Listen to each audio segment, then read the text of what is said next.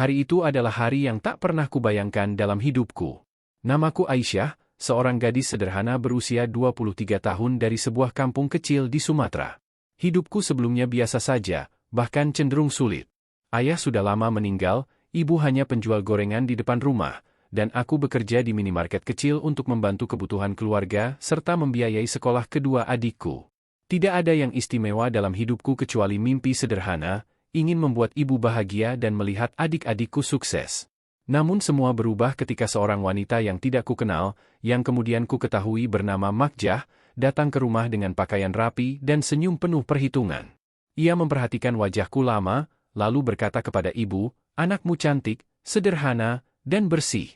Ada orang besar di Malaysia yang sedang mencari istri muda. Kalau berjodoh, hidup kalian akan berubah." Awalnya aku mengira itu hanya candaan atau rayuan tipu-tipu. Tapi Makjah datang berkali-kali, membawa kabar tentang seorang pria bergelar Datuk Iskandar, pengusaha besar di Malaysia, kaya raya, memiliki perusahaan properti, perkebunan sawit, bahkan hotel.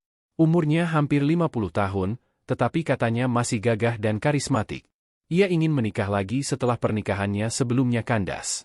Dan entah bagaimana, lewat perantara, fotoku sampai ke tangannya. Katanya, ia langsung jatuh hati padaku. Aku kaget dan tentu saja menolak. Bagaimana mungkin aku yang hanya gadis kampung bisa menjadi istri seorang tokoh sebesar itu? Apalagi terpaut usia begitu jauh. Tapi bujuk rayu Makjah, desakan ibu yang melihat kesempatan emas, dan janji-janji manis tentang masa depan membuatku goyah. Datuk Iskandar berjanji akan memberi ibu rumah baru, usaha warung yang lebih besar, biaya pendidikan penuh untuk adik-adikku, serta uang mahar yang tak sedikit. Ibu menangis sambil menggenggam tanganku waktu itu. "Nak, mungkin inilah jalan kita keluar dari kesusahan. Kau harus kuat, kau harus ikhlas. Anggap ini pengorbanan demi keluarga." Kata-kata itu menusuk hatiku. Aku menangis berhari-hari sebelum akhirnya menerima pinangan itu. Dan kini, aku berdiri di pelaminan megah di sebuah ballroom hotel bintang 5 di Kuala Lumpur. Aku mengenakan gaun putih panjang dengan hiasan payet berkilau, sementara mahkota kecil bertengger di kepalaku. Semua tamu undangan menatap kagum, sebagian berbisik-bisik, sebagian tersenyum, tapi aku tahu tak semua tatapan itu tulus. Ada yang iri, ada yang mengejek, ada pula yang sinis. Budak kampung pun boleh jadi datin, ya, kudengar lirih dari salah satu tamu wanita bergaun mewah. Hatiku tercekat, tapi aku pura-pura tersenyum.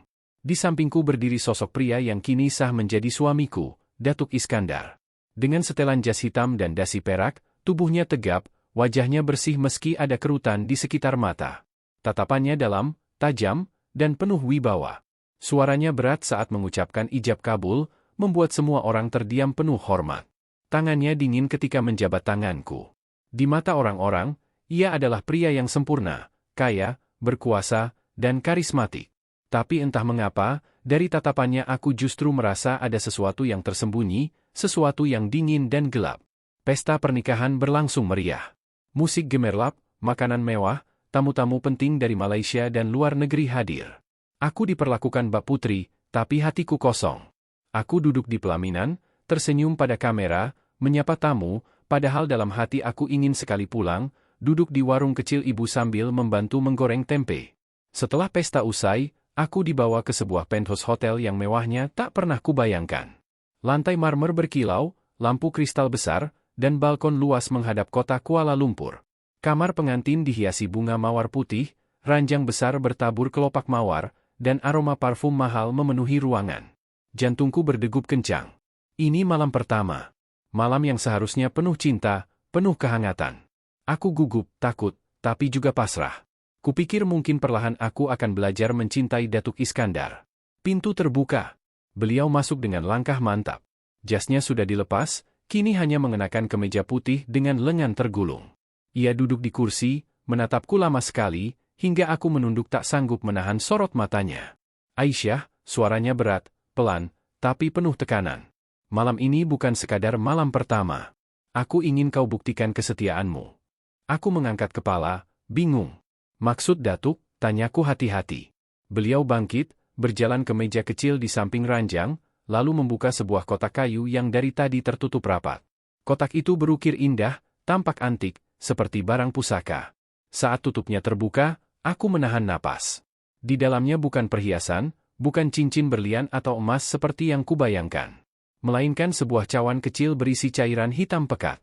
Aromanya langsung menusuk hidungku, tajam, amis, bercampur sesuatu yang tak bisa kugambarkan. Aku menutup mulut, hampir muntah. Apa ini, Datuk? Tanyaku dengan suara bergetar. Beliau menatapku tajam, matanya dingin. Ini warisan keluargaku.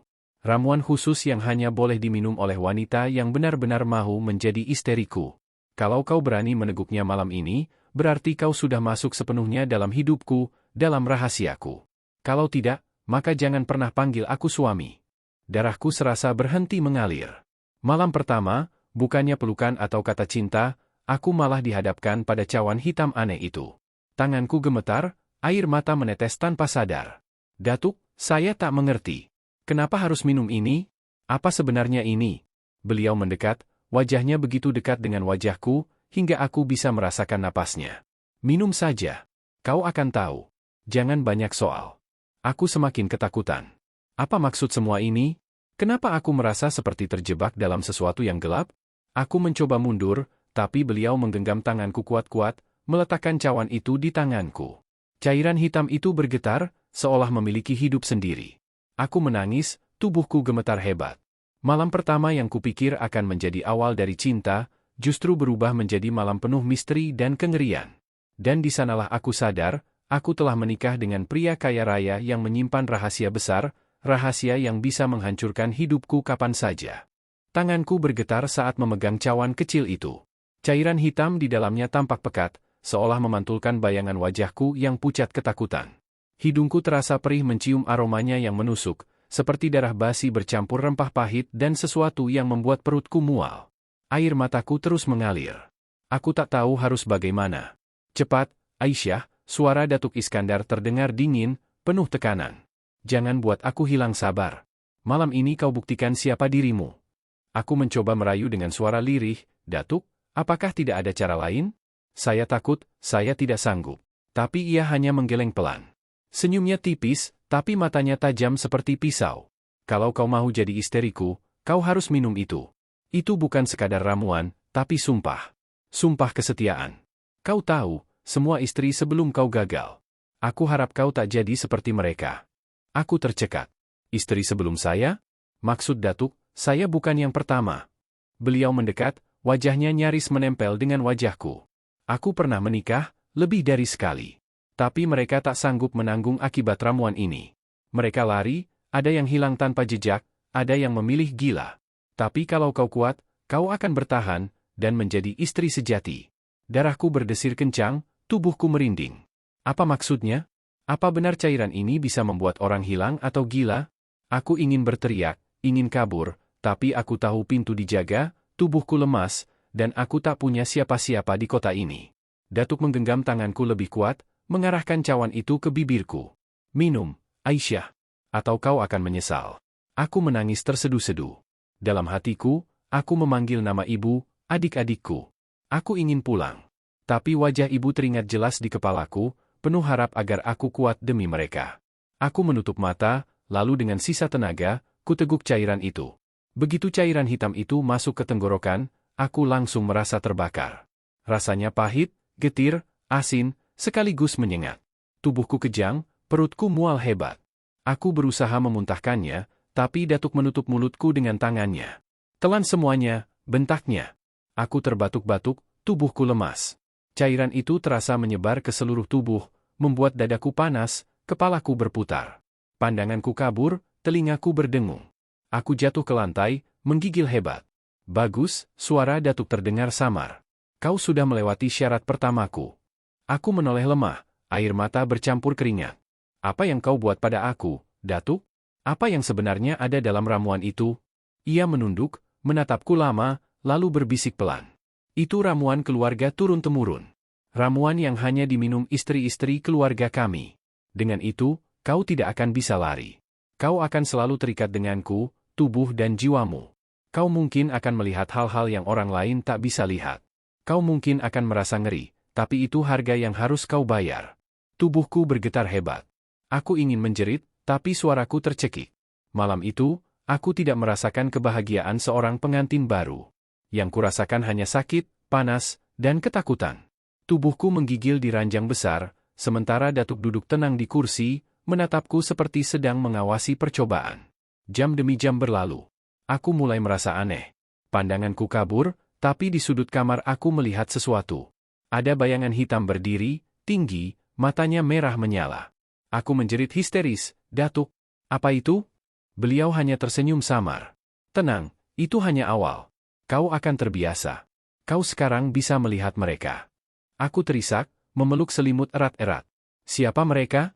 Kenapa mereka ada di sini?" Datuk berdiri, berjalan mendekatiku. Ia menepuk bahuku pelan, tapi dingin. "Itulah rahasia keluargaku. Kami tak hanya hidup dengan harta dan kuasa, tapi juga dengan penjaga dari alam lain. Sekarang, kau sudah masuk dalam lingkaran itu. Kau isteriku, kau tak bisa keluar lagi." Air mataku semakin deras.